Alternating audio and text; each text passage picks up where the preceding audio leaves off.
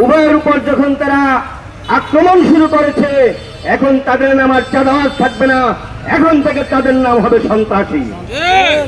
আজকে বন্ধুগণ, ইসলামী আন্দোলন আমির সৈয়দ মোহাম্মদ ফজলুল করিম পীর সাহেব কর্তৃক আয়োজিত, রেজাউল করিম কর্তৃক আয়োজিত আজকের এই চাঁদাবাজের বিরুদ্ধে বিক্ষোভ মিছিলে অংশগ্রহণকারী প্রশাসনের ভাই, মিডিয়ার বন্ধুগণ এবং নগরবাসী সকলকে আজকে সংগ্রামী শুভেচ্ছা জানাচ্ছি এবং অত্যন্ত হৃদয় বিদায়কভাবে আজকে আমরা প্রকাশ করছি যে ফ্যাসিস্ট সরকারের বিদায়ের পর, দেশ ত্যাগের পর এখন যে নব্য আরেক গোষ্ঠী দাঁড়িয়েছে সেটা হলো চাঁদাবাজ গোষ্ঠী।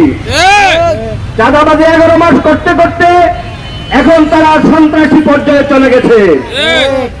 প্রথম অবস্থায় তারা চাঁদাবাজ ছিল, শুধু মানুষের কাছে চাঁদাই চাইতো।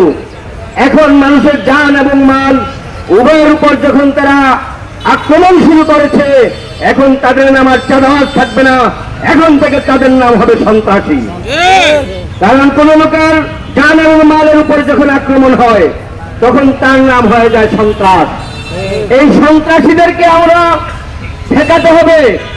তাদেরকে আমরা বলবো সময় থাকতে তারা যাতে শুধরিয়ে যায়, তারা কাজকর্ম করে খেটে জীবনযাপনের ব্যবস্থা করে, নচেত তাদেরকে হাসিনা সরকারের চেয়ে আরো নির্মম পরিণতি ভোগ করতে হবে।